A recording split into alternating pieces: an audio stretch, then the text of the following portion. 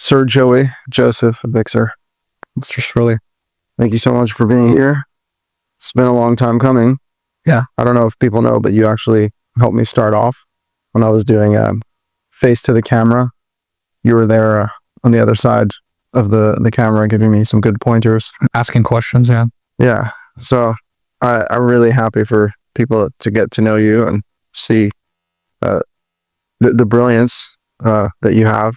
And that really just gets to the point of what I wanted to ask you, which is considering your, what I would say is kind of like a brooding intellectualism, some sort of like, inner tapestry that you have woven that actually has come out to be quite magnificent and really shines, which is amazing. Because I remember we were having conversations a couple of years ago and both of our worldviews were kind of messed up. And so, thank God we've made strides, but somehow all of that angst and inner conflict led to seeing the Torah as being a truthful source of information.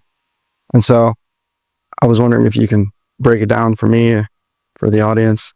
What is it you found in the Torah to be compelling enough to say, okay, I think I'll hang my hat here?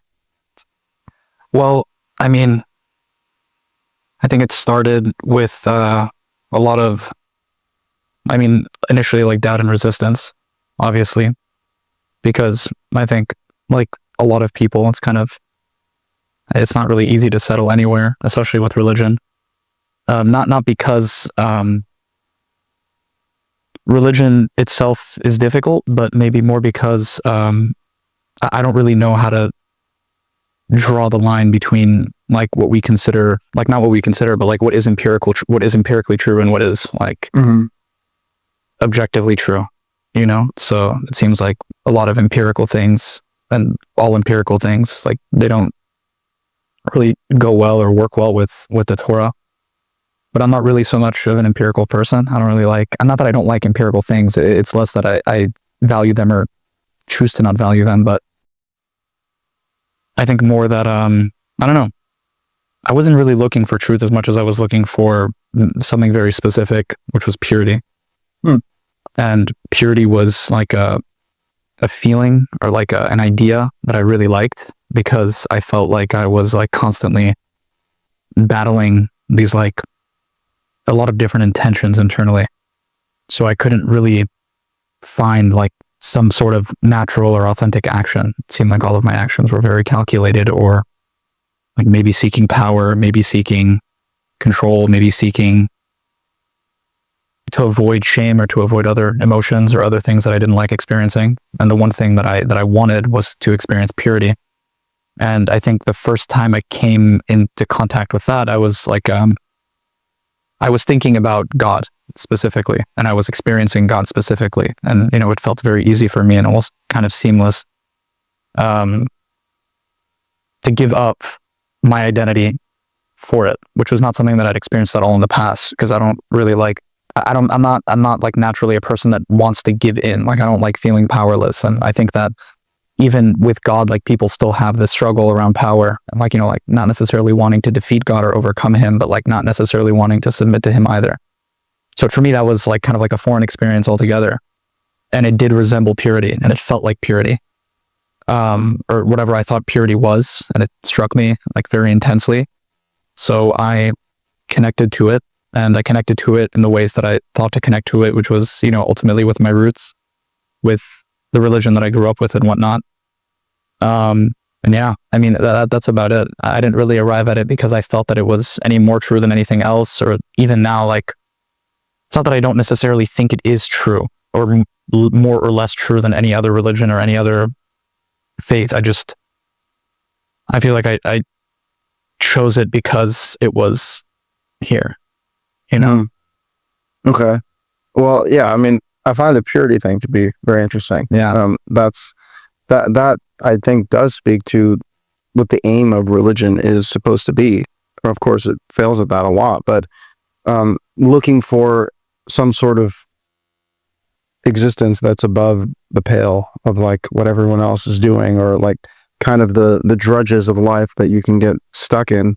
Like when you can connect to God and you can connect to spirit and you can connect to even just the power of ritual and the idea that there is meaning in the things that you do and the things that happen to you. Yeah, and again, in terms of Judaism, I understand that it is what we were raised with, It is also like difficult to, I don't want to say avoid the problem, but without like disparaging the religion and without also like I don't think basically like what I'm saying is that I feel like the doubt is hard to overcome, kind of naturally. Mhm. I don't know that I can overcome it, so I feel comfortable saying that I like it and that I want it and that it's true, kind of naturally, because I don't feel compelled to overcome the doubt, and I also don't feel that I just really feel like I have to, for whatever reason. Mm. So that I haven't thought, not that I haven't thought very deeply about it, but like it feels like usually if I'm contesting with anything, it's probably that I need to do something about the doubt. Interesting. Yeah. Well, that almost sounds in a way like more of a faith-based mentality, because if you needed to defeat the doubt in order for you to believe, then you're not actually believing. So the point to be like, okay, I'm gonna deliberately continue to interact with this even though I may have doubts. Yeah. And let it reveal itself. It's also less that I may have doubts and more that I feel like I need to have doubts, which I think is also another important distinction. Like a healthy doubt. And not healthy doubt, but like almost like a social doubt. I don't think that like,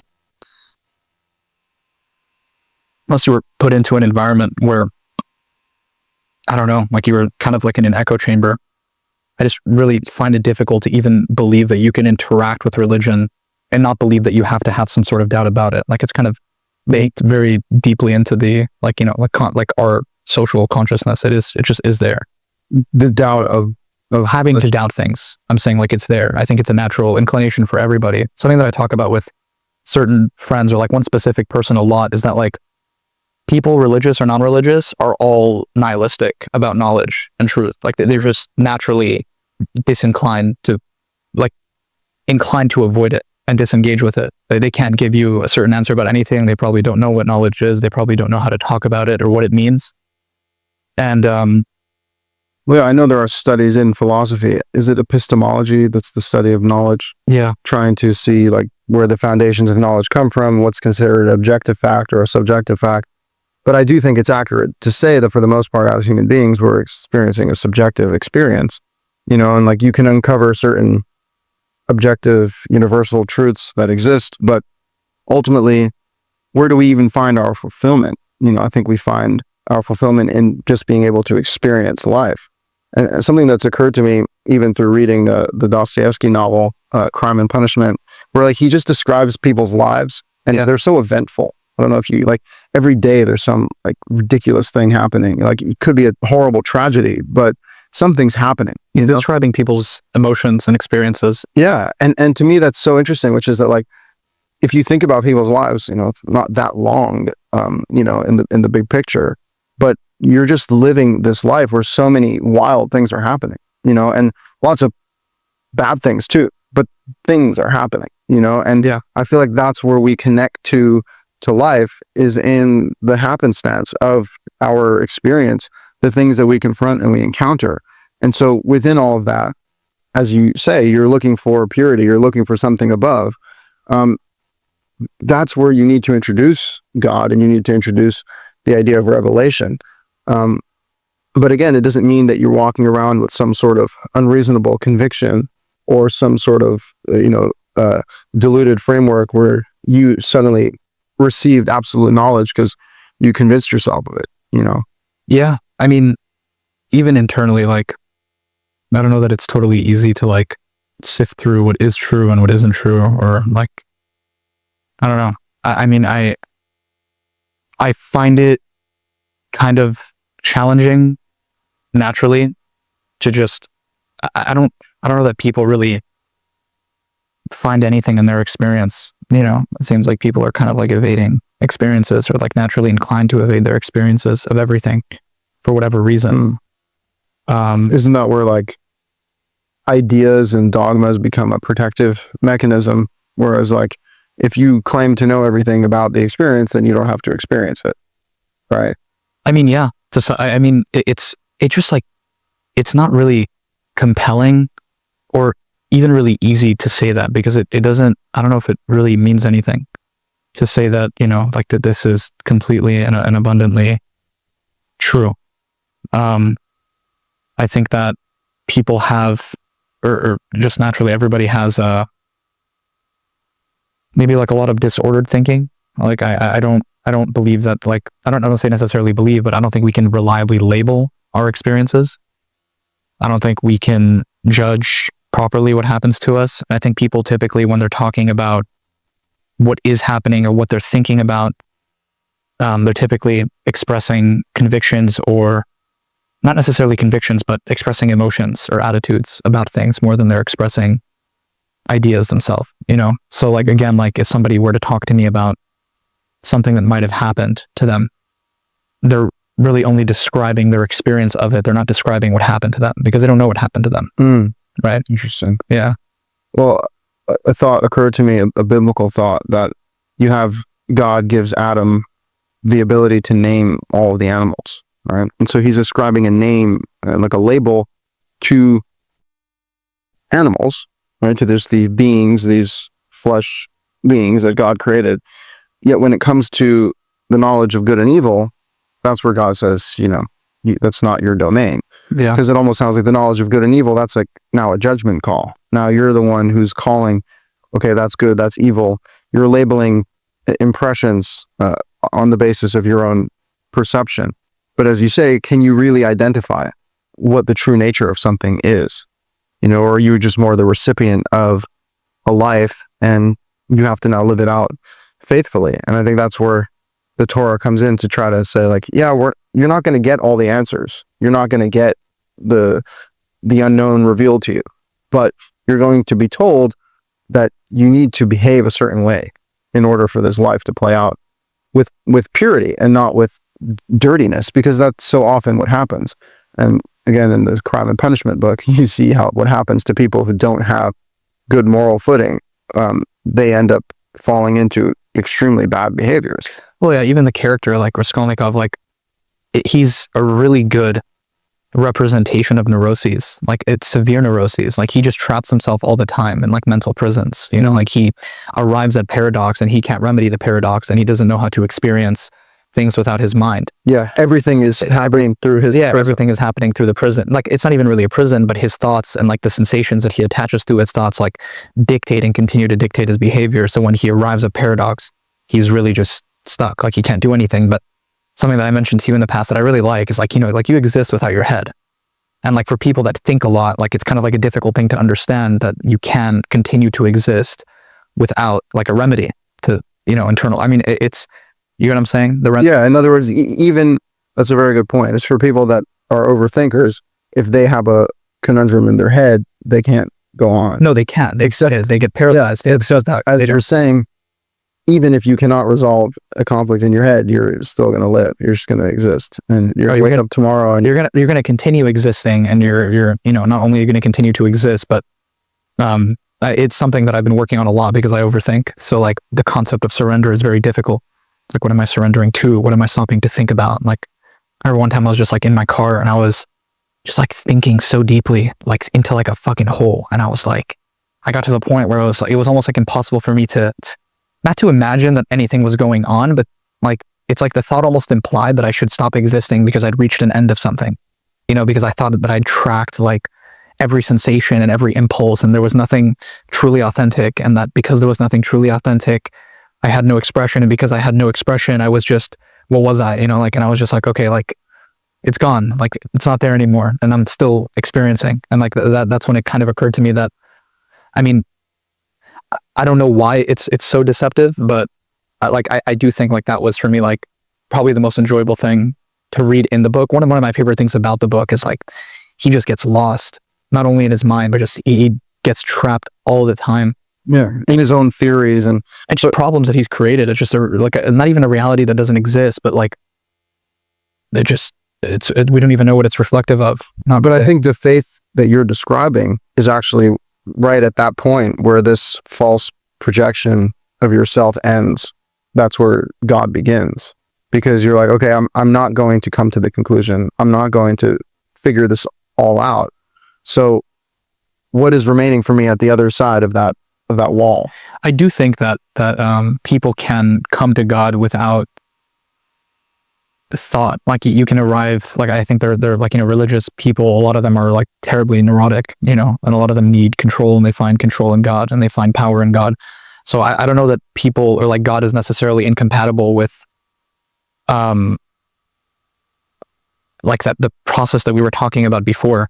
But I mean, like, I feel like the process that we're talking about now is something maybe, I think it's more for the person than it is for any belief that they interact with, like it just is a hard thing to understand, like what does it mean for me to like give into what? Like, what am I giving into? Is it just giving into my experience? Am I giving into doubt? Am I allowing something to consume me? Like if I don't have reliably like anything to look at or to stand on internally, in your mind, then, like I just collapse and I deteriorate and I continue falling. And, obviously that isn't true, but I think it is. I think it does cause a lot of harm to people, like a lot of severe and terrible harm. And I think it's usually because, primarily because I don't know that people really understand. That's the thing I was mentioning earlier, is like they can't label their own experiences. They don't know what's happening. Like they don't know what their thoughts mean. They don't know what their thoughts resemble. They haven't asked that question. Or if they have asked that question, they've gotten an answer that probably continues to push them further into spiral. Because naturally, like the nature of a person who overthinks is to, you're just constantly seeking new problems and solving them or trying to solve them with answers that are satisfying to you. And that's what you do frequently and consistently and obsessively. So that's what your life is like. And, I mean, I don't know. I don't know what's on the other side of that. Like if you're not doing that, then what are you doing?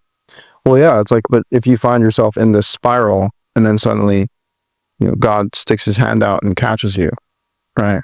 Then you know that there is order in that chaos, right? God comes and creates light in the darkness, creates order in the chaos. It's teaching us who is God in all of this, right? And all of this existential, what would almost seem like disaster if you're just experiencing it all without any framework. Then you have God enter the picture, and then if you're talking about the God of the Torah, you have one God, right? And so now you're getting the idea that not only does God exist, not only is there this higher creative energy in existence, but that God is one, right? And so then there's a unity in existence and from the origination point. And I think like that's just inspiring, it's comforting, and ultimately it is a submission though that has to go on. And I think the worship instinct is pretty well established in human beings. It's definitely a difficult instinct to interact with, maybe more so now, but it's somewhere. I mean, I think it does show up in people's, like, I don't want to use, well, I would be interested in using maybe emotions and like temperaments or symbols, because I think people worship symbols a lot. I think everybody does, worship some kind of symbol or worship some kind of, yes, it'll show up somewhere. That's something that resembles power for them, something that like implies power, something that implies, maybe not freedom, but control. So people, I think that's what the symbol represents to everybody, is it's maybe some sort of guarantee. And if that symbol isn't there, then I don't know, like there are people that can interact, or I imagine that there are people that can interact without worship. I don't know what they're, like, I just don't know, like people seem like they need to abide by something, kind of naturally, like we're all compelled to interact with some kind of continuity, a narrative. any sort of narrative. It doesn't matter what the narrative is. Then there has to be some kind of narrative. I don't know what it would look like or what it would be like to not recognize that. Well, not even recognize that something is happening, but not really acknowledge yourself. That would be the alternative if you don't have a narrative. Yeah, but I think you rightly say that it'll come out one way or another. Yeah. So if it's not being expressed to the highest God, it'll come out to some other power that's a much lesser force in reality. But because you refuse to acknowledge God himself, now suddenly you find yourself bowing at an idol. Yeah. And that's kind of the trajectory for people who deny God, and then they claim that they're above worship. But it's impossible because we're literally part of a grander existence. They might believe that they're above worship, but I don't necessarily think they're above conviction. I think even people just conviction is almost some kind of necessity. People need to interact with conviction almost essentially, whatever kind of conviction, even if it's a very basic, even if they say they don't have conviction. Yeah, of course. They're convicted of conviction. Maybe that, or maybe convicted in, I don't necessarily know that you could be convicted in not having conviction, but it's less that you're convicted in not having conviction and more convicted in the assumption that you're making in order for that idea to even stand at all. That's what you're convicted in, that there is no, I don't know what. We've talked about this with atheists where they'll say, there's definitely no God and there's definitely no objective morality, but also there definitely is objectively no God and objectively this is wrong, and how do you have objectivity while undermining it at the same time, right? It's somehow the conviction only exists within your frame. I think they just choose their intuitions and accept or acknowledge that their intuitions are all that they have ultimately. So with their intuitions, whatever they're even referring to, whatever the fuck the intuition is, that's what they're using to judge anything or everything, more or less. So that's fine. And I mean, maybe they're not convicted in their intuition being correct. Maybe I would imagine that's probably the distinction that they would make, is that I am not saying that I'm correct, but this is just what happens to be true for me, which is also doesn't really make sense because, what does that mean either? I don't know what that means when someone says something is true for them. Right. What does it mean? Is it a reflection of what you're feeling? Is that what's true? Yeah. Well, I mean, look, clearly people can get into a pit where they want to murder, does that now mean that that's intuitively correct? At the end of the day, it's not a sustainable metric, which kind of just points to the necessity for divine revelation to receive some sort of information from on high to tell us what is the nature of the heavenly realm and what is the purpose of human beings on an earthly realm. I do think that beyond purpose, but just what are the guidelines? Because it's almost like the Torah doesn't, and tell me if you disagree, but the Torah doesn't speak to purpose necessarily, more than just no matter what happens, you have to maintain these guidelines. Know that you worship this God and you don't break his commandments. And are you going to be happy every day, or are you going to know exactly what to do? There's no, if anything, you see the opposite, right? You see lots of gloom and doom in the Bible. It's very dark. Yeah, it's extremely dark, which again is why it does resonate as being true, where it's it's not creating a fantastical vision of reality. It's actually a very dark and almost sad one. But then you get these glimmers of hope when God enters the picture and performs miracles and redeems people from slavery. And again, even just going back to Genesis, creates light in the darkness, order in the chaos. That's God comes in as a savior, for this kind of dreary existence that we find ourselves in. Yeah. I mean, I was going to say before that I feel a part of, maybe somewhat a part of the issue, or more the conceptual issue. And I think typically the reason why these debates happen in the context that they tend to happen in, and what I mean by that is when people are talking about God, they're talking about it as an opposition to despair. When people are talking about atheism, they're talking about it not necessarily as a confirmation of despair, but a confirmation of something unknowable. I mean, maybe and like whether or not that causes despair is, I guess, probably up to the person. But I think taking God out of that, or taking religion out of that, I don't know where you would put it elsewhere. Though that's kind of the problem. It's not like, I think that we're like kind of limited in how we interact with religion when we use it as a tool to get rid of powerlessness, or to get rid of some sort of like eternity that we imagine is just going to continue tormenting us and hurting us and killing us. And I mean, it has to go somewhere else, like it has to be talked about. Even if it can be talked about in that context, it has to be talked about in a different context as well. It's not limited to, that's the thing though, I just don't know where. I have no idea where, or else they could, I guess my instinct is to put it there because it feels almost like a limitation to talk about God uniquely and exclusively as a solution to despair. No, that's true.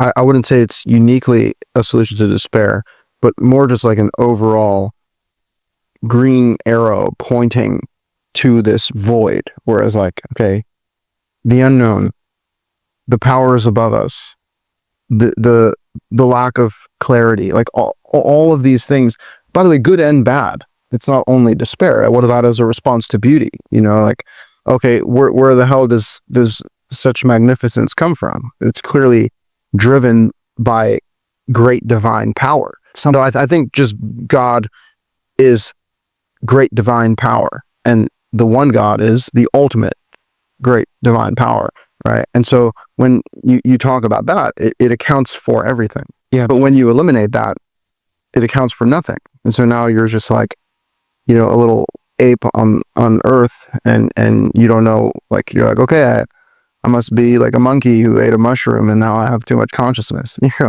and like that's where kind of these regressed ideologies come from. And then they point the finger at the Bible as being the joke.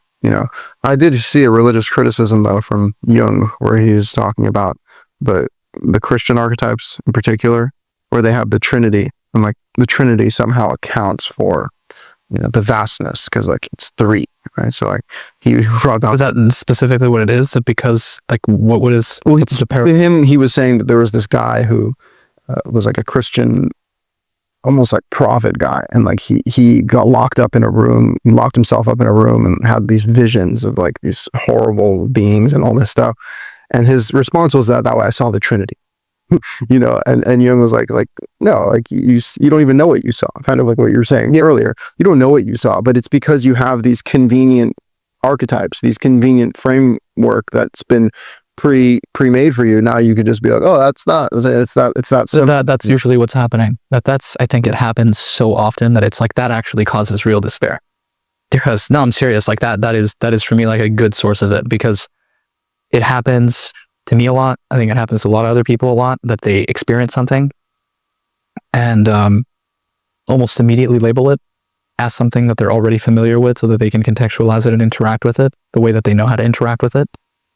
And it's really only a trap, because I feel like it's mostly a limitation on knowledge, more or less, like how someone can like continue to really just advance the way that they're thinking even within their own head. Like, like the external material is kind of irrelevant if you don't know how to contextualize it properly. Like you're just going to continue feeding yourself what you're already familiar with naturally, unless you can arrive at new conceptions of not so much knowledge, but like it's kind of like a difficult thing to describe. But like I think that it happens almost intuitively. It's almost like I call them like maybe like a motion or like a movement, like kind of like a cognitive thing where like you have like a firm conception of something.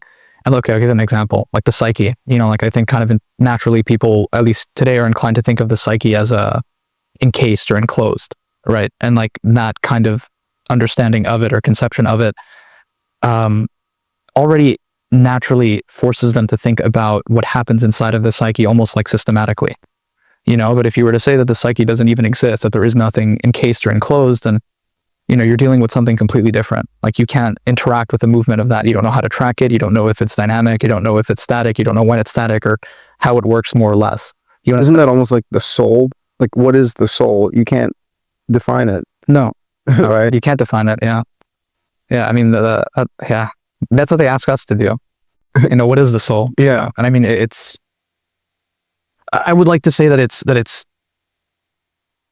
probably the thing that you experience, you know, or maybe the thing that accounts for experience, or the thing that acknowledges experience, or the thing that, you know, because I mean, even like if you were to like deteriorate and like have some sort of like severe dementia or amnesia, like you would still be experiencing, but you would be experiencing like a regression of your of your mind, you know, like your memories, a regression of your emotions. So like something would still be there to interact with that. I think that obviously, like, if the spirit does exist, it goes beyond your identity. Yeah, it goes beyond your identity, and it goes beyond, you know, the neat, clean cut psyche as we know it. Yeah. Which is why you have like so many disorders, right? It's because like people that present anything off the beaten path is like, you know, retarded, autistic, whatever. You know, like there's so many labels for psychiatric things. I'm not saying there aren't people that are genuinely disturbed, but at the same time, if the spectrum is almost too limited, because people think you can neatly define the psyche, when if you're talking about the soul, you're talking about people experiencing things that are inexplicable. Yeah. Right. And so, you know, there has to be more forgiveness there, or something, like more patience.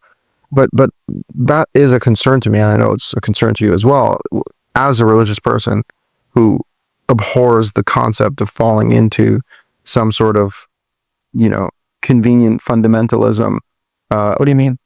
Like what you were describing is like someone who just believes in God as a solution to their petty issues, and then of course define God exactly like their pre-learned notions of what God was, and there's no actual encounter with the thing itself, because you're just stuck in your own confirmation bias. You know, that's a concern to me.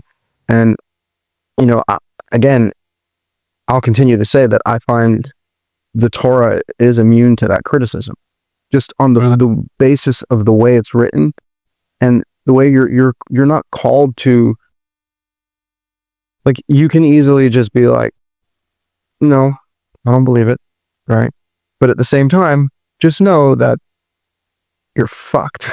You know, like that's kind of the Torah's message. Like if you don't abide by this, you're fucked, you know? And it's like, go ahead, like test God, but actually don't test God, because that's said in Deuteronomy, do not test God. Yeah. Right. And it's like, and as a Jew, like, okay, I just see that and I'm saying, I'm not going to mess with that. I mean, it does work, you know, naturally. I mean, the reverence is necessary, and the fear is also necessary. Something that I really like that you and Dan said one time that like stuck with me is that I remember, like, I used to say often, like, you know, like why should I fear God? You know, like, I don't want to fear God. You know, like, why, like, that's the relationship that I have to have with God, is to fear him. And he was like, yeah, like, it's God, you know? And I was like, oh, like, I don't understand what I'm saying when I say that I shouldn't fear God. And then it clicked with me that, like, oh, like, if you just even want to like play with the assumption, you don't have to believe that God is real, but like, if you assume that he is, like, what other response are you going to have? What other reaction can you have? You know, like, you know, people, like I mentioned it to you, like there's a lot of aesthetics, like the sublime that we've talked about a lot. And it's like when you, I guess, like, for lack of a better word, like react with something like that is both like absolutely dreadful and also beautiful, like eternally big and massive and like extravagant. And like your only reaction to that is fear and submission. Like you can't react to it in any other way. Not that I could think of, at least. Like you could appreciate it. You could marvel at it. You could write about it. You could do anything you want with it, really, as long as, like, not as long, but if you acknowledge it, once you acknowledge it, you're experiencing fear, and then everything else comes from that, you know, ultimately. So I mean, I don't know that you could even really think about God and not have fear. I don't know that I think the two are like almost like they're inseparable. Like, yeah. You can't really separate. And by the way, it should be that way. And even just the response to life itself is a fearful one. I think, like, you can even see most mammals kind of live in like a fearful state. You know, maybe like the lion is the only animal that's just, you know, laying back. But you know, at the end of the day, you know, most animals are on the run for their life. You know, they're you know, you see like a rabbit, it's like, you know, shuddering with fear, you know, like kind of this little creature. Like we're all prey at the end of the day. I mean, yeah, fear's not the deterrent. You know? Yeah, like, you know, if hurricane comes, sweep you up, you know, death comes, sickness comes, we're prey. we're at the mercy of elements and of powers that are above us. And so when you like go up the rung of powers, right? Okay, like you're the powers of nature, of earth, of the universe, but then like you just keep going up the ladder to infinity, and then the Torah is telling you God is at the top of the ladder, right? It's Jacob's dream, right? You have the angels, and angels, you can only imagine the powers of angels, and they're going up and down this heavenly ladder, but Yahweh is on top. Yeah. Right. And that's the message of the Torah, is like, just know this is how it works. And if you even want to be in the picture, and what's crazy is that God actually wants us to be in the picture, right? Like there's a statement about Moses. God says, Moses is trusted in my household. It's like, what does that even mean? Like God's household, like it's so beyond our comprehension, yet it's exactly what we would want as human beings, to mean something, to be significant, for our lives to have significance across the earth, extending into heaven, that God himself takes note of us and cares about us and wants good for us. It's an extremely powerful thing that just speaks again to your soul in a way that's not easily defined. Even the heart, the way it's described in the Torah, seems to be above just a flesh heart. Of course, the flesh heart is a representation of the spiritual heart, the same way the eyes are a representation of sight. Like we're created in the image of God. So our physical bodies are a reflection of these much higher spiritual realities. And that's why even God has eyes, he has ears, he has a heart, he has emotions, he has wrath, he has jealousy. He has all of these attributes, all of these characteristics that we have, yet we're kind of the flesh version. Things that you need to interact with anything, unless you can't really imagine what it would be like to not receive, with your eyes or with your ears or with your scent or with your body or with your mind. You need to receive something. So, I think it is a good symbol. It's an interesting symbol. I don't know if it has any, look like, like that. That's like the symbol of being created in the image of God. Yeah. Just even receiving anything at all, like the fact that people are created to receive, kind of naturally, or maybe receive or like interact, like that's just to consume, yeah. Which is another crazy thing. Like we're just like eating, breathing air and like drinking water, and we're like these like machines, Yeah. It's crazy. It is. Yeah. I think it's crazy that we can talk about it. Yeah. And plus we can talk about it. Plus we can, pontificate about it. I saw that the Greek word, the root word of school, schola, like probably scholar and school are from the same root, but it means leisure in ancient Greek, because the scholars in school were just leisurely people who would sit and philosophize, and that was considered to be the conducive environment for gaining knowledge about life. I really agree about that. I like that a lot. I really like that temperament, especially to like the academic temperament now is completely different. Studying is almost resembling torture. Oh, torture and neuroticism. Yeah. Not to mention brainwash and propaganda. Yeah. So yeah. But and again, I have my trifles with scholarly people just being leisurely pigs. You have to definitely interact with life itself in order to and the practical elements of life. I don't think leisure and intensity are necessarily at conflict either. Yeah, no. It's also like it is an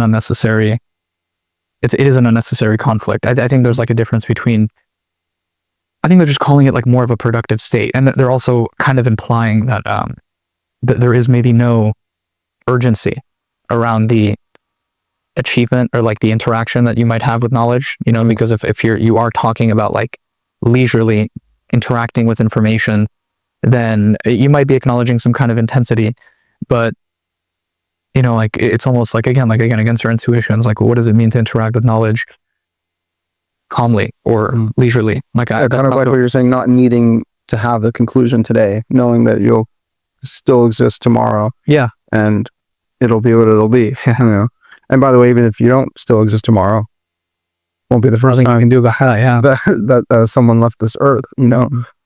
So just being realistic with the conditions of existence, and yeah, understanding that actually having the opportunity for leisure is an extreme luxury, you know. Yeah. It almost seems like an Eden-like state of being, like prior to work being by the sweat of your brow, you know, you just get to walk the garden and experience God's creation. It's almost like you're just there to work at the guard to maintain what's already there, but there isn't this terrible push for like almost slave labor, or even just, again, the sorrowful sweat of the brow, the way God curses the earth to not give its strength to man. So clearly we're already existing in a lesser level of existence than we can. And I think that's another thing, that we have kind of possessed this intuition that we're made for bigger things, you know, that we have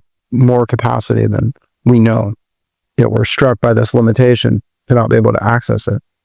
I think there's a lot of suffering. Well, maybe not so much not to access it, but not to dictate it according to the things that we want, you know, because when, like, we're really just talking about fantasies. When we start talking about what we can accomplish and what like, you know, it's like, again, like power fantasies where you control all of the variables and, you know, things kind of conform to you naturally. I think there's a good distinction to be made between that and, you know, what that might actually mean if you're not interacting with it as a fantasy, you know? So you're saying if you're not interacting with it as a fantasy for the sake of control, let's say, but you're allowing it, like, you don't get to dictate it, but you still get to access it. It's more that the nature of fantasy is usually like you dictate the circumstances, you know, of a fantasy. Like that's what a fantasy is. Interesting. So when you interact with fantasy, you're interacting with things that you've created primarily. And you control the variables, you control your reactions, you control the other person's reactions, you control how the environment interacts with you control all of it. You know, that's the nature of a fantasy. So, you know, what to me, that's like really only reflective of what people are afraid of and what they desire to interact with, you know, like what they ideally, not necessarily ideally want, but what they believe is going to free them or liberate them. So like if we're going to be talking about achieving anything, like we're not talking about it in that domain or that dimension. Like we have to talk about it as like almost like separate from power and control altogether. But again, like I don't know how to interact with that because it also goes against my intuitions. Like I don't know what that means. You know, like if I'm interacting with achievement, how am I not interacting with it for the sake of power or for the sake of control? You know? Well, it sounds like there's just a lot of humility in the process, but I like what you're saying, that we get confused because we can't dictate the circumstances. We think that we can't achieve, let's say, our desired, like, again, it comes back to what is your true desire? What is your true intuition? Do you even know what that is? You know? I do think intuition is definitely divine.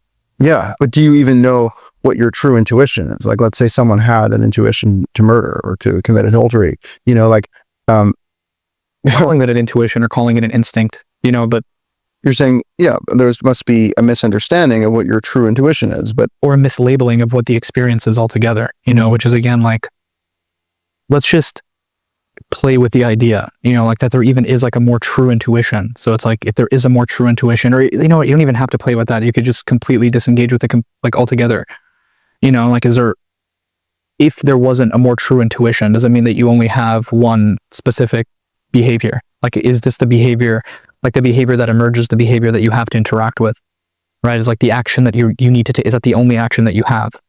You know, because like, I feel like when we're talking about instinct and when we're talking about intuition, like it's in the beginning of the word, like in, you know, like there's an innateness to it, right? But like innately or like internally, like I don't think that there is like, that there is no space behind the intuition or the instinct or the compulsion or like, you know, the action itself, right? Like there must be something, I guess, either ideally behind it or around it or inside of it altogether, you know, more inside of it. So like, I don't think even rejecting or neglecting the idea or the concept of a more true intuition, I don't think that really sacrifices or like makes a problem out of all the different, like if there are different kinds of behavior, you know, because like it is a little bit of a trap, I think, that when we're talking about behavior, we're talking about one thing. We're not talking about many things. We should not be talking about one thing because, like, again, we don't know what's happening, but you could probably engage with more than just the one thing that's emerging. And, you could probably do that with your mind, or you could develop some sort of self-awareness and begin to track or like create some kind of an internal system. But even that's a little bit, Yeah. rough. Well, I would say though that with regards to instinct and intuition, those are powerful drivers, but you need God's instruction on that. Like, you need to know what is your true intuition, what is your true instinct. And I don't think that we're very good at determining that. And No. I think that that's, again, the necessity.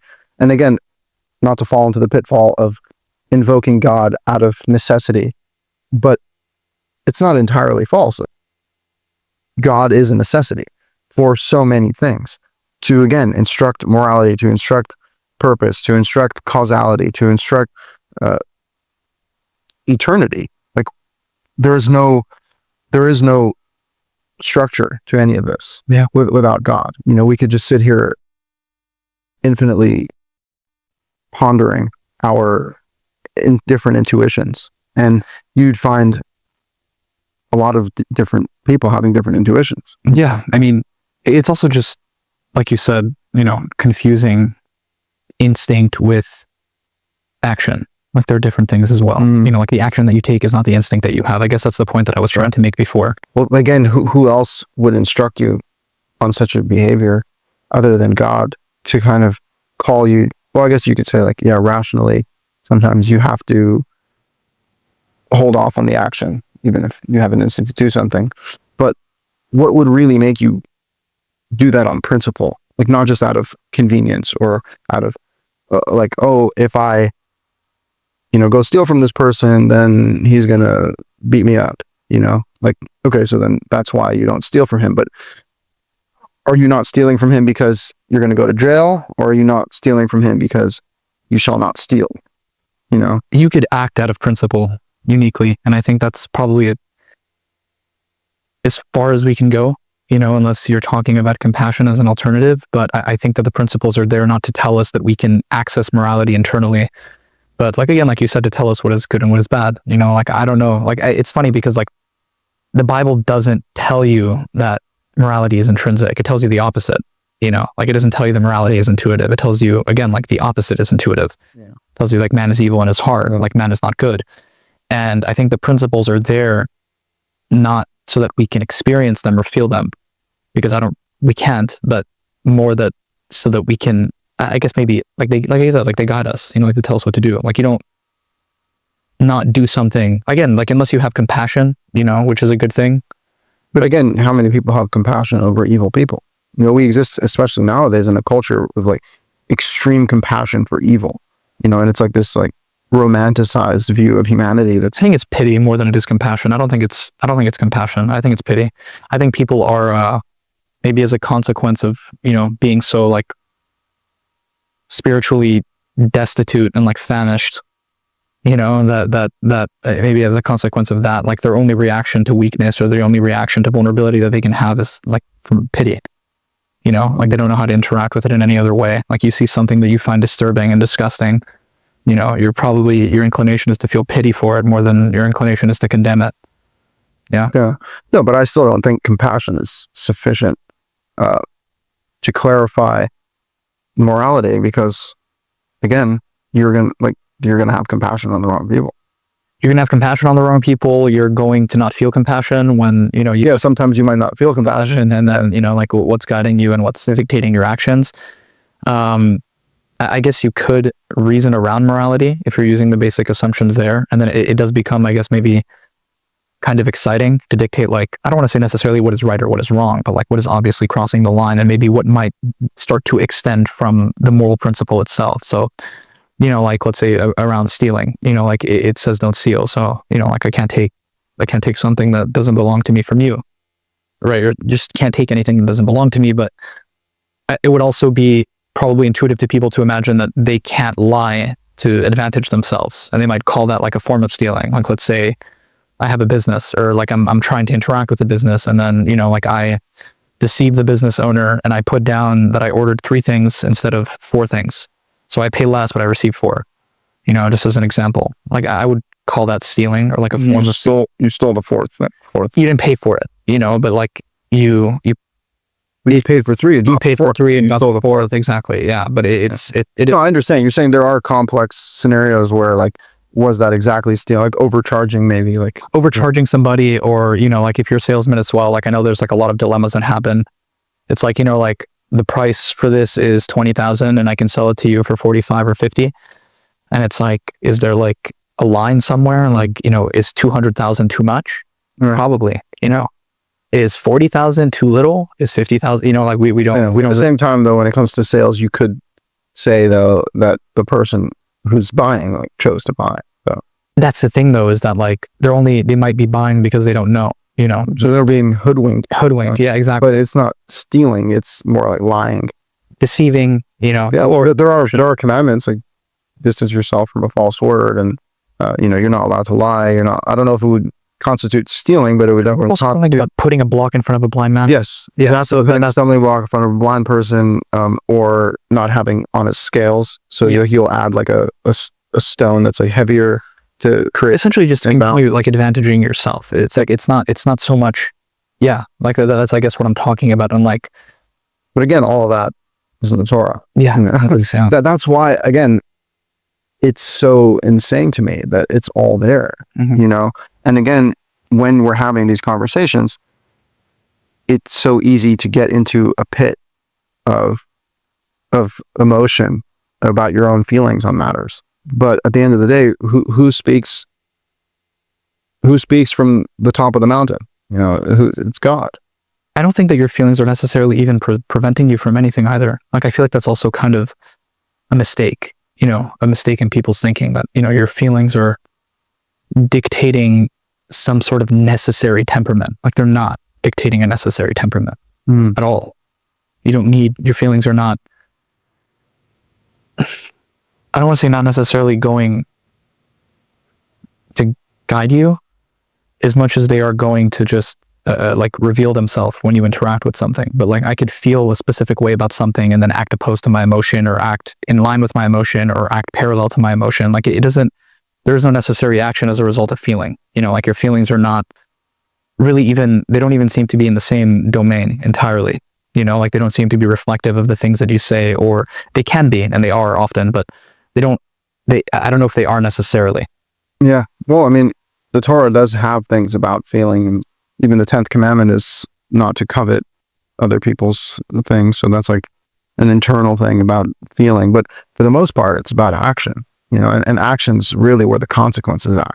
Right? It's like, it's one thing to covet. It's one thing to fantasize about sin. It's another thing to commit it, and that's where all hell breaks loose once people start to act on those suppressed sinful desires. And so it's almost like, so long as it's within you, that's a you problem, and you can work internally to understand what you're experiencing and how to put it in its rightful place. But once you go out and act on the world and commit the act, that's where you start to enter territory that you can't really come back from sometimes, and that's why it's important for people to know these red lines and not cross them. That way you don't find yourself in hell all of a sudden and be like, oh no, like if only I would have believed a little more, as opposed to just, not to keep bringing up the book ad nauseum, but we kind of have to talk about that guy in Crime and Punishment who said that first of all, he's a communist, right? And so he's like, oh, like, I envision living on this commune where we're all just, live, laugh, love. And if I do take a wife in a civil marriage, I would bring her a lover on our first week of marriage, because that's how much I respect my woman. It's really just, again, like, I feel like even like the point about that is just like, it's not like another delusion, but it's just really reflective of like what social thinking, or like, I guess maybe adhering or like interacting with like the current social thought kind of allows you to act like and think like, because it's less about like what the ideas are themselves and more about what the ideas reflect about the person and what the person wants. So like, what does the person want? that character, what is he envisioning for himself? He's probably envisioning some sort of, he talks about a commune and he wants to be a part of a community. He wants to be a part of the popular community. He wants to fit in. He wants to resemble the enlightened people. He doesn't want to be archaic. He doesn't want to be religious. He doesn't want to be spirited. He doesn't want to be divine. He wants to be practical. He wants to be empirical. He wants to be free, whatever that I mean, means. that's reduced him to such a point that he's willing to just give his wife up, because to him it's just about experiencing the confirmation of his desires, which are not even good desires. No, what is it that you want again? You want to be able to give your wife a lover? Is that really what you want? Like, at that point, I don't even know how, like, and again, it's so reflective in our modern culture, which is like, you have people claiming that they just love, those women say, I just love not having children. I'm so happy to be a 35-year-old single woman. It's like, you don't know what's good for you. That's another thing, which is so bad when you leave people to their own horrible devices, and there's no higher wisdom that's informing you, and there's no greater order that you need to abide by. You end up just having people claiming that they like things that are obviously not good.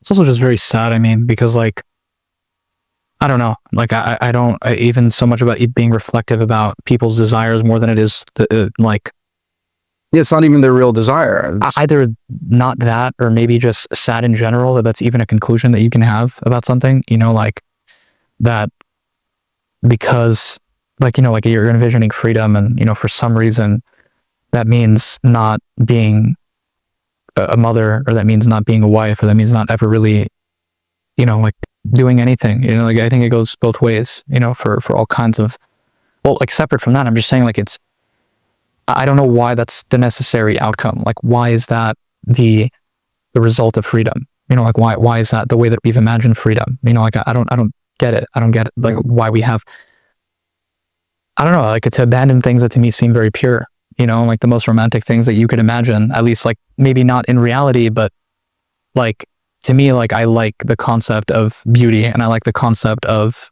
men and women. I like the concept of families. I like the concept, like I like the, like for me, like it really is like such like imagining like such an incredibly pure thing, and to distance myself from that, or to imagine that I need to give up on those things to experience freedom.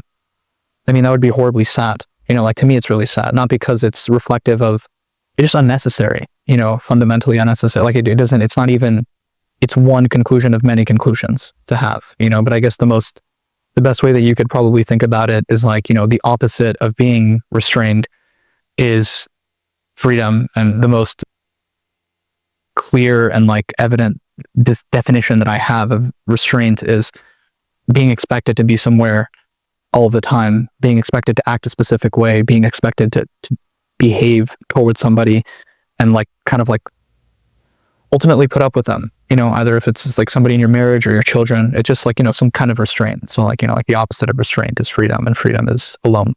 Interesting.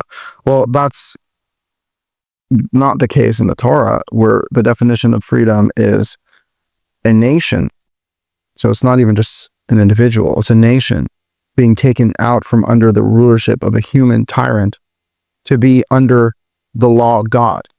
And the law of God is not free of restraint. It's not go do whatever you want. It is do this, don't do this, do this, don't do this. But in a picture where you're subservient to God, God is the only one that you're really restrained to, in which case that's freedom, because who are you ultimately restrained to no matter what?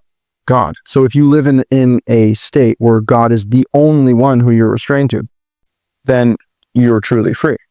It's also like a step further to like even note that like when people are talking about freedom, they're talking about like something that they've accepted, like they can define all of the parameters that they have for what freedom is. So like ultimately, like you can't change the way that you look, right? Or you can, I guess, but like you can't.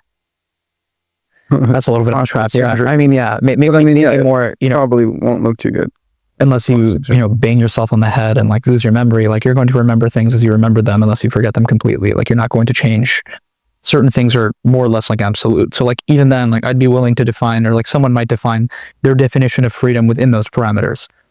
And it's like, okay, so like you've acknowledged that restraint exists and you're okay with it. And the restraint that you are acknowledging and accepting is restraint that is like almost necessary.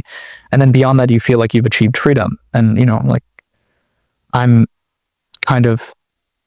just pessimistic about what that means. I don't know what your freedom is or what you're really even imagining. It seems like you've taken a feeling and then called that freedom. And because that feeling is either resembling or expressing, again, ultimately things that don't restrain you. Like, is that the only definition of freedom that exists, is like the lack of restraint? So Well, no, that's the whole point. that's what I'm saying. But yeah, the lack of restraint is not freedom. In fact, if you have no restraint, you will end up being enslaved to all sorts of lesser deities and impulses. I think if you're restrained by precisely the one and the things that you should and need to be restrained by, and nothing more, nothing less, kind of a do not add or subtract vision of the Torah. It's just God and just these commandments. This is, again, to get back to necessity. These are the restraints that are born out of necessity, out of reality. This is what it's going to require for you to be free, to be restrained to God and to his commandments. And then you'll be free. It's kind of like a Paradoxical. yeah, it's kind of paradoxical. It's only paradoxical because our intuition is to think of freedom as, the opposite of restraint, which in certain circumstances it is, Yeah, because by the way, if God restrains you, says, okay, do not work on the seventh day, you're not restrained from work on all other 6 days, right? So the restraint is only in particular scenarios. Yeah. But where that restraint is not introduced, you actually are free to do whatever you want. And that's kind of the problem to get into, when it comes to rabbinic Judaism, where you have men coming later and introducing their own sets of restrictions, by the way, extensive sets of restrictions that are nowhere to be found in God's law. That's where you start to come on to a breakdown of freedom. Because if freedom is defined as the restraints that come from God himself and nothing else, now you have restraints introduced to you from human beings. You find yourself back in Egypt under the tyrant, the human tyrant telling you what to do and what not to do. And I think once you get to the point where you have access to like your actual freedoms, so like, like freedom of, just say freedom of movement, the most basic level, like you're not tied to a pole, then you can act and you can choose and you can make your own decisions, which a lot of us are, like allowed, like not a lot of us, but let's just say here people in like the US, like more or less can. Then you've stopped talking about a certain kind of freedom and you've started talking about a different kind of freedom when you use the word, like you could take it a step further and say that there are still powers at play, but like separate from that, because like nobody's limiting you from knowledge. Nobody's limiting you from any of the interactions that you want to have. Not really. So when people talk about restraint now, they're talking about an abstract form of restraint and they're talking about an abstract form of freedom, right? That we don't really know, like I don't really understand how to meddle with, because my first intuition is to say that like, like people are composed of their own experiences and their own matters, and like that's what their restraint is. So like whatever's within that is their freedom, and like some people might be either against that or like my point is that like it just really becomes difficult to even understand what the words mean when you've taken them away from things that are like actually very, very much real, like, being tied to a pole or not being allowed to speak or not being allowed to share your opinion or being a slave or, for sure, not. It definitely gets bad, but I do think there are examples of literal restraint even in modern society, even in the US. Obviously it's better than other places, but when you have, say, governments acting unjustly or overreaching with power and taxation, or you have religious institutions overreaching, or any sort of social order. Yeah, any sort of social order that creates, and you're right, it's not like you're bound to a pole, but in some instances you'd go to prison for doing something that's not actually immoral. Or, you would be encouraged to act a specific way because that's what's expected of you. Yeah, and that's pretty close to being tied to a pole, like figuratively. But it's not, and that's why I think it's kind of interesting, because like we don't, like, I don't know what the difference is, between like the social restraint and the like the very real and literal restraint. Well, it's less of an excuse for sure. Like if people are just going to use social norms as an excuse to abandon their own quest for knowledge and truth, that's not really such a good excuse, because you're not restrained. You are given the ability to question the fundamentals of your beliefs. But that's really what I wanted to talk to you about, was the pitfalls of religious thinking, where you can get into these deluded states of self-confidence in your own ability to kind of define God, and then you're just no better than every other lunatic. Yeah. I mean, we're definitely, I don't know. Well, I like what you said about just not confronting God out of like, I know, but more out of submission, and not saying like there's no doubt. Of course there's doubt, but you interact with that doubt, and you actually put the doubt to the test and see the truth grow even in difficult environments, and even in doubt. Something will grow. I mean, I feel like more specifically, the doubt is not, and all of these things are like, like I was talking to somebody recently who said something that also like struck me. We were talking about like addiction, like alcoholism or like drug addicts, and like it's necessary that they don't fall into despair because they might relapse. And then the person said, it's like, why is that a necessary consequence of feeling like you can feel despair and not use drugs? I was like, yeah, like that just kind of indicates to you that these things are exceedingly temporary. And temporary is not to like undermine their intensity, but it's really just to recognize what they are, and like also acknowledge like you're not attacking the temperaments themselves, you're attacking what comes from the temperaments, which is like people are expressing despair, and then the temperament that they access when they're feeling despair becomes a philosophy. It's like, it's not a philosophy, it's not reflective of anything but the experience. It's also that's all that it is, ultimately. So yeah, to build entire philosophies on the basis of one fleeting sensation or temperament, and it's like you could also keep looking for that temperament everywhere, and you could find it, and then your life is despair. Yeah. And every single hole. I'm a monomaniac. Yeah. What is that? It's a word they use, but to be completely hyper focused on one thing. Like, I think mono means one. Okay. And so monomaniac. Okay. Is like you're a maniac surrounding this one ththing. You become obsessive about one thing, and then you constantly see it in everything, and then you think that you're actually seeing. It's the only thing. It's like, again, I asked, it's like, like what happens when people identify excessively with their experience. And, like, I think a good question to ask is, like, does multiple experiences imply, like more than one experience imply multiple truths?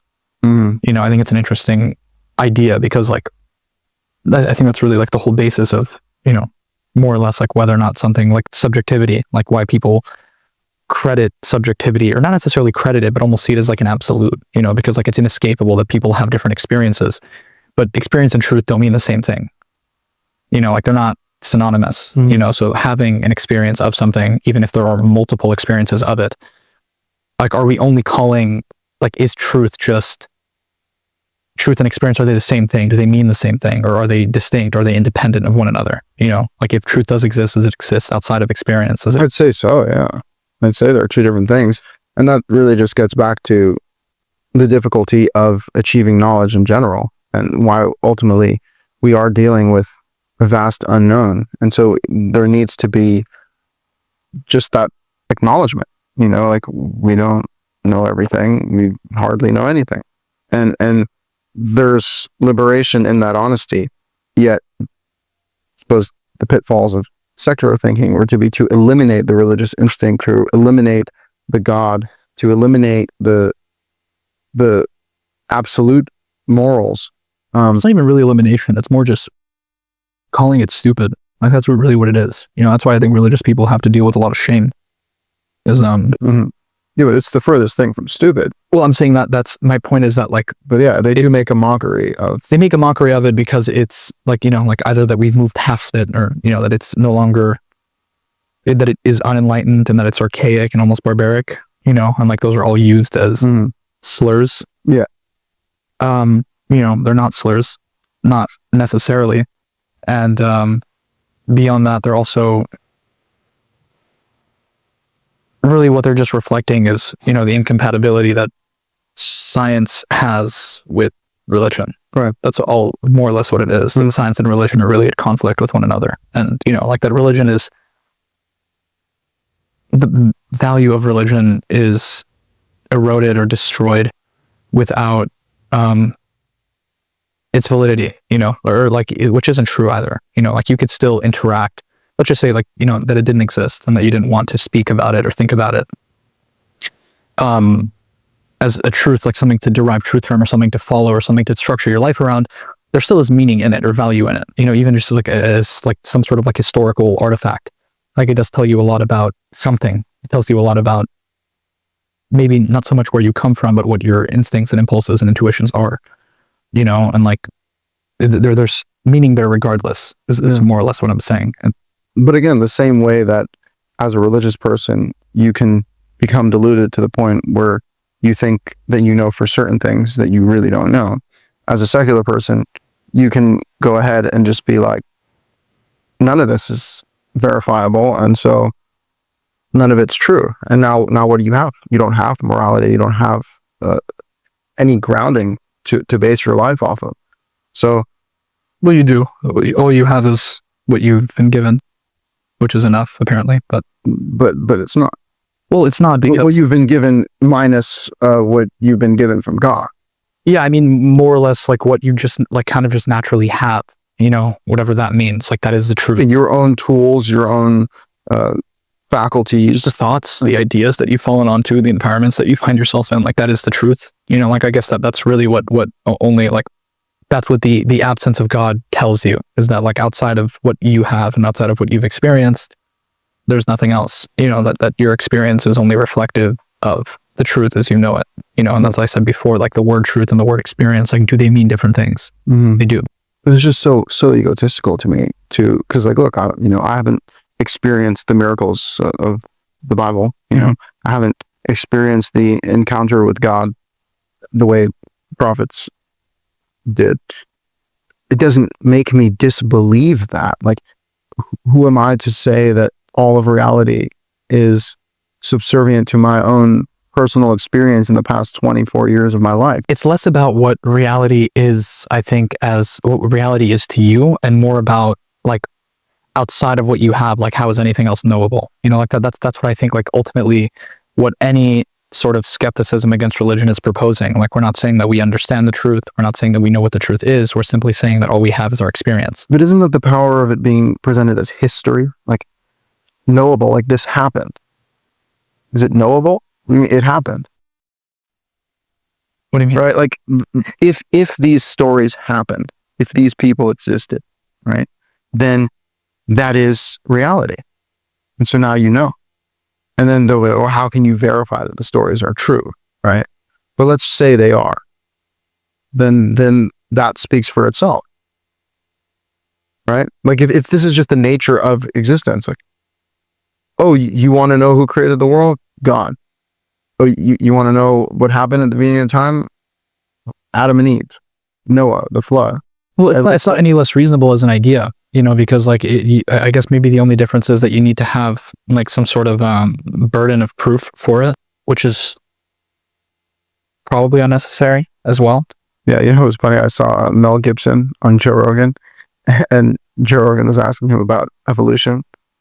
He's like, nah, I don't believe him. And he's like, but like, what about all the evidence and stuff? He's like, I don't need to respond to that. Burden of proof is on me. Like, what are you talking about? Okay, I need to have an answer for your skeleton that you found in a cave somewhere. At the end of the day, we're human beings. We're here, you know, and what narrative are you going to follow? Are you going to follow the narrative that nothing's knowable unless it was discovered in a lab by Stephen Hawking? Or are you going to go with the worldview that there is clearly so much beyond us, that the powers are unimaginably great. God is above all, and the history that we're shown in the Torah is actually real history. Yes. God really did take the Jewish people out of Egypt. God really did give them the Ten Commandments assignment. Moses really did talk to God. If that's a true story, then we don't have to sit here endlessly questioning whether it's true or not. it is true. And then now we have a cohesive narrative to view reality as being like, okay, we're humans. This is what's actually going on. Not to mention that we're actually still living out that history. Yeah. It's only 3,500 years of history from the time of Moses, and we're still living that out. We're still looking at that region of the world. We're still looking at the Jewish people in the land of Israel. Like it's deja vu, like it's all still going on. So you're going to tell me that none of it's real? You're going to tell me that it's all just human beings on an ego trip? A lot of it is human beings on an ego trip. But at some point, there is going to be a finger pointing to God. And, I think that's where our salvation lies. I just think God is just like the most essential idea that you can really interact with. I don't think there's anything more essential than God. Yeah, it really and then, comes down to it. That's for sure. And then once you start to question the essential nature of God, then you just need clarification on, okay, so who is God and what does he want from us? And that's something that's answered in the Torah. Yeah. It also just is like, kind of like even beyond it being like a spiral, I mean, it's maybe more of like an endless and very unnecessary conviction that gives you the opportunity to even say that, that your experience is all that you have. Like, we don't know what our experiences are reflective of. We don't know what where our experiences come from. We don't know why they happen. We don't know what they institute or why they even occur. Like I mentioned before, like, we're clearly receiving something. And whether or not there is an external reality is, I guess, either knowable internally or unknowable. So either internally we are a reflection of something external, or we create everything externally, internally. It's one or the other. So what's most likely, that a little dust creature on a speck of a planet in infinity is the source of everything, or that maybe there's something beyond us? Yeah, I mean, like, clearly we're interacting with a fragment of reality as human beings. Like, we're literally earthlings who can see 100 feet in front of us. What exactly are we conning ourselves into believing that we are we're creating God in our image? That's like a... Yeah, I mean, that is the idea, that we've created God and that we need God. But how insanely egotistical is that? That you believe that as a human being, you're creating the Lord who is above all. It seems less like like an egotism and more like a necessary modesty, like maybe a consequence of some necessary modesty that people have about their limitations. And I think that really all it is kind of like a... Yeah, but there's some sneaky egoism in there, because like there is so modest about the limitations of my knowledge that I'm going to say that God only exists insofar as I dictate his existence. Yeah, I mean that's really what we've really come to now, is that we are uncertain and we don't know, and that most modern ideas are just a reflection of conflicts that we don't know how to resolve. And people take their convictions where they'd like to take their convictions, and their convictions are just also reflective of that doubt. So that's really all it is. That's what it comes down to. Yeah, and I would say that is the truth about modern wisdom. And so maybe we should dip into some ancient wisdom. And within that, of course, there's a lot of ancient wisdom as well, and all sorts of contradictory things to be said in past religions. But I think both me and you, whether it's because we were born Jewish or because we came to it completely on our own, but the reality is that being familiar with the structure of the Torah has greatly enlightened me, and it's made my life much better too. I can't really confess that at all. I mean, beyond it literally changing the way that I experience myself. I mean, like I say it a lot, like, like I do need God, and I interact with God as often as I can. And like my life has continued to improve and my quality of life has gotten better and I've become more secure as a consequence of, and not because of faith itself, but it feels like ailments and diseases that I had that were like, like unknowable, like untraceable viruses, like you might, like, I don't know, whatever it is, like just things that were like really, that I was really struggling with, just like started to vanish, go away, gone. Yeah.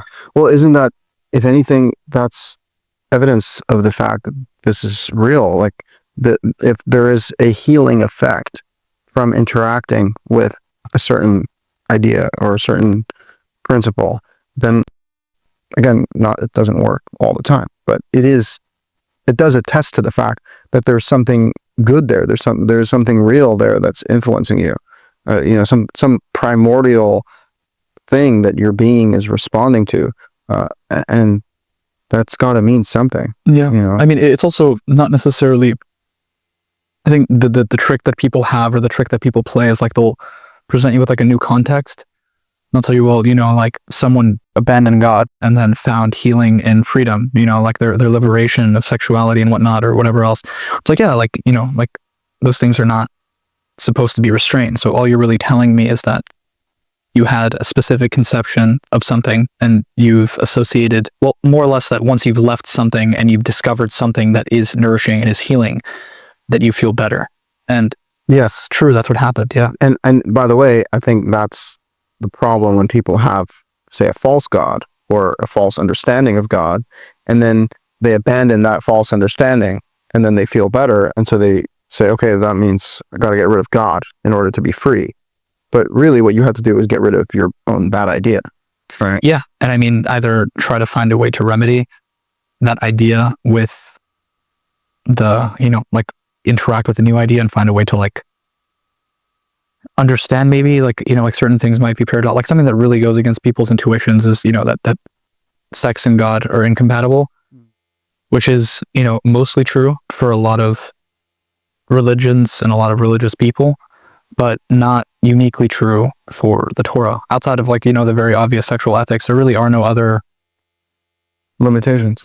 Yeah. I mean, like people aren't told how to express themselves sexually. They're just told what not to do with their sexuality, which I guess is like them being told what not to do, but like within the confines of what you're allowed to do, there is a lot of space. Like even something like promiscuity is difficult to define. Like we don't know what it means. We don't really understand, like, is promiscuity the difference between not having a child and having a child?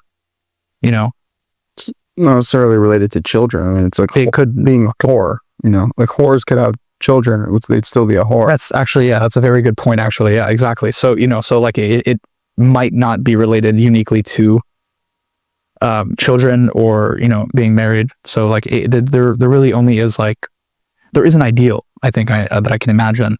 Marriage is certainly the ideal, but premarital sex is not prohibited in the Torah. You have like heads explode when people hear that. Yeah. But it's all man-made, either by later rabbis or Christians that kind of introduce their own neurosis into the Torah and pretend that it's all part of the same law. Well, it would be interesting to find out what the genealogy is, like, of those ideas, like where they began, because 2,000 years ago. I'm saying like what the seed was, like where did it come from? Because, well, I mean, what's the seed for sexual repression? I mean, yeah. Probably ask Freud. Yeah. Yeah, I mean, it is definitely like somewhat, definitely liberating for sure that those restraints don't exist. And I mean, obviously, reflective of like what people's relationship is to pleasure, and what it should be, or maybe like telling you more that like pleasure is not the reason that you're struggling, which is also another problem that people have, is that, like asceticism and hedonism are at conflict with one another, but they're both just like severe extremes and unnecessary. They're really unnecessary. By the way, nowhere to be found in the Torah. Yeah, I mean, there's also nowhere to be found. Like, we're just talking about using something that is in its excessive form and that becoming horrible, like too much restraint is like not good. Like, I don't know where you could find anybody. Sure. Yeah. No, just like depriving yourself from pleasure for no good reason. Yeah. I mean, or hurting yourself because you imagine that it's necessary to, because, the alternative is being weak, so it's again, like, that's one form of it. And then the alternative to that is, because there are no principles and there should be no principles, the only thing that really nourishes me and satisfies me is pleasure, which, like, again, like, is springing from, like, probably some kind of truth that, people do seek pleasure, but pleasure is not one emotion. Pleasure is not one experience. Pleasure is not one specific idea. Like, I'm saying experientially, not one specific thing. Pleasure is like a variety of things. Like, do you experience pleasure when you're curious? Or what kind of curiosity do you have? What is it applied to? Do you experience pleasure when you're with family? Do you experience joy? Like, are we start to make distinctions between all the different kinds of, like, positive emotion that we might experience in reaction to something. People might have or experience joy in reverence, or pleasure in submission. I don't know. Like, it really is, like, the experiences of all of those kinds of pleasure are also very different. So, to call pleasure, or to say that we're always seeking pleasure, is to really undermine the significance of, like, the word itself, and, like, what the word means, because it's either usually only referencing one thing when people talk about it, when it's probably referencing many, many things. Yeah. And, like, as we should be talking about it. Yeah. Yeah. No, and the Garden of Eden literally means, like, pleasure, enjoyment, Mm-hmm. And really, I didn't know that. Yeah. And so, in fact, God says, eat from all the trees of the garden, even the tree of life, which is supposedly grants you eternal life, as a human being on earth. So go figure, all there is just don't eat from the one tree that tells you, gives you the knowledge of the gods, really, which is not knowledge for us, like, we're in the image of God, not God. So stop trying to be something you're not. And I feel like when it comes to this idea that our knowledge is going to determine and dictate reality, that's where we're already out of bounds of just being authentic with who we are and what we are. And it's hard, because the Torah does demand this religious conviction, while at the same time, what can you do if you just live in doubt? Like, it is a hard balance to strike, but at the same time, you just have to continue being honest and do what works. And I think that's another thing. It's like, the Torah has been proven to work, and every time that we deviate from the Torah, that's where you start to see things disintegrate. Yeah. Especially true for the Jewish people, which is who the Torah was given to. So as Jews, we're just born obligated, literally. Like, you come out of the womb as a male, they circumcise you on your 8th day. You don't get a choice in the matter. It's crazy. Like, we're existing with a high level of sacrifice and faith in God. And it comes with obedience, and it comes with submission as a prerequisite to even experience any of the blessings. The statement of the Jews saying, we will do and we will hear. First, we'll just do it. Just do it. And really, the Torah is full of that. It's full of the Jews, every time they contest God, every time they test him and go against him, God gets so angry. I was just reading about, like, Korach's rebellion. So you have Korach as this Levite who comes to Moses and Aaron and says, like, we're all holy. Why are you raising yourself above everyone else? And God just says, okay, I'm going to destroy them all. I'm just going to destroy them all. And Moses and Aaron, like, fall down and beg God, no, don't. But you see God has this response where it's like, they're just going to die. Like, we have to know we're not such precious commodity. If we start to act like cattle, we'll be treated like cattle. And I mean, ultimately, like, everybody's modern, like, the current sensibility or modern sensibility that people have towards God or religion is really just the reaction to harshness that they don't like. Yes. Which is 100%. I mean, it's not reflective, like, your reaction, like, you feeling that something is harsh, is not reflective of that thing being unjust. It's just simply telling you that, like, you're weak. Yeah. Also, that is reality. Like, open your eyes. Have you seen the world? Like, we live in Los Angeles, and half this fucking town has been burnt down by a fire. Like, what do you think reality is? Like, everyone knows someone who's probably deathly ill, who's suffering from some terrible tragedy. There's like homeless people living on the sidewalk, and suicide rates are up. Like, what kind of world is this? Not a harsh world? Is this not a world where, I guess, more with people, it's a lot easier to interact with harshness when it's not God, right? When it's not God, yeah. It's a lot easier to interact with any sort of, like, if I can really truly be powerless to it and it wasn't put onto me deliberately, then I can accept it, or that I can interact with it, because then it's just the nature of the world. It's reality. There's not much I can do to change that, but it being, because like people interact with God and personify him. So it's like, like when you're imagining God punishing you or wanting to wipe you out or destroy you, what you're really just imagining is someone deliberately choosing to do something that you think is harsh against you. So that's where I imagine the repulsion comes from. But like ultimately that is not, it just isn't reflective of whether or not that thing is just or unjust. The only thing that it tells you is that you don't like it, which is fine. Like I'm sure you don't like it either. It's not something that we're like clearly not designed to like, that we can be held accountable to such like terrible degrees for.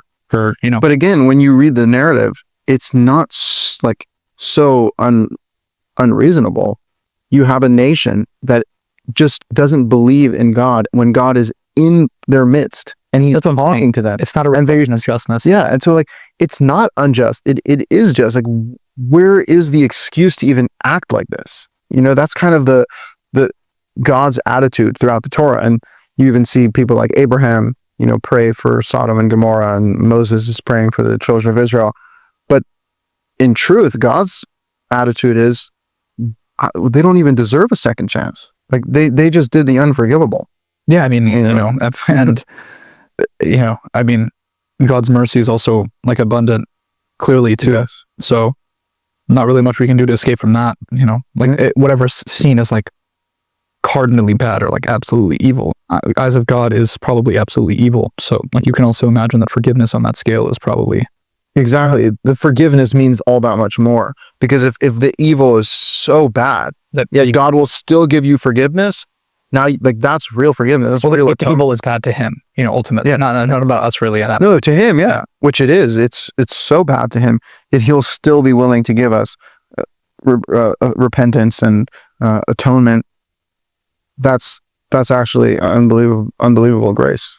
I mean, that's there's, again, like, we don't need to interact with the truth of like whether or not the book is like verifiably true to like interact with it almost like as like to interact with the meaning of the text. Like, like if you want to take God as a symbol and you want to interact with that, then like that is kind of what's happening. That's something that deems or decides what good and evil is, sees like an absolutely horrible evil in its eyes, and ultimately because it decides what good and evil is, it chooses to destroy it. And then even at that point, it can be, persuaded or like, encouraged to forgive. So like, that's really just, I don't know what it tells us specifically. I don't know what that implies, but like, that is the idea. It is, and it is the nature of reality, which is why God is in some sense synonymous with existence itself, where you see God tells Moses, tell the children of Israel, I will be as I will be has sent you, right? Like, I will be as I will be. Quite literally, the future is defined by God, right? Mm-hmm. God is what will be.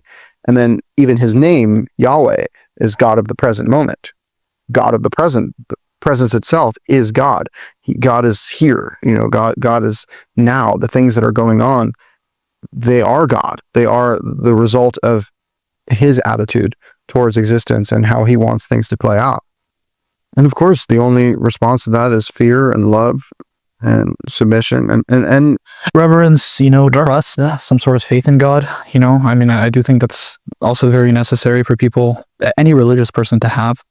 And it's something that I really like, like for people that believe in God already, and less for people that don't, is trusting God. It really just means that, you do have to kind of sacrifice your fantasies about life and, your ideals, because your ideals don't exist. Like, all you could really reasonably pray for is,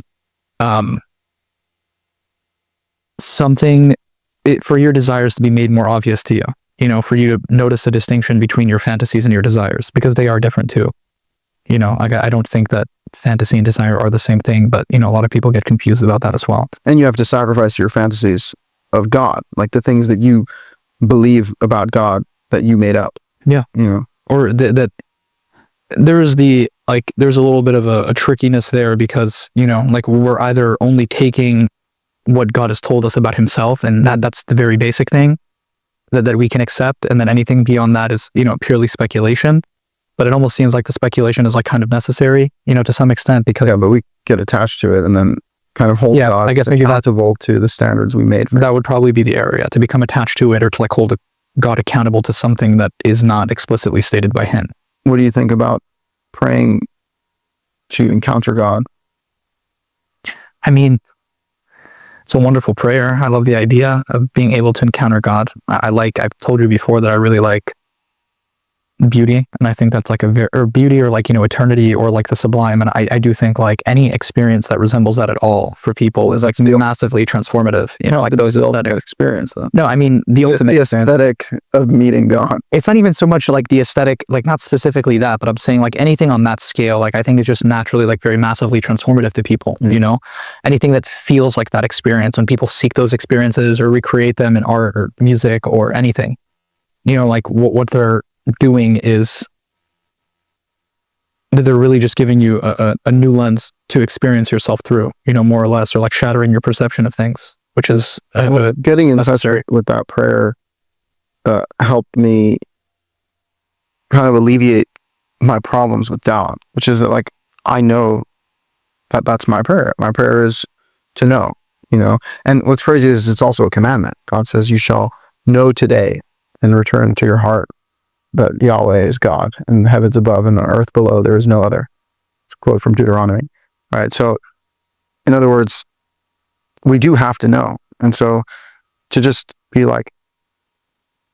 I want to encounter God, I want to know to that level. And then God only knows what you have to do to get to that point, right? What kind of person do you have to be? What kind of man do you have to become to be worthy of that? There are people who would venture as to say that it's impossible.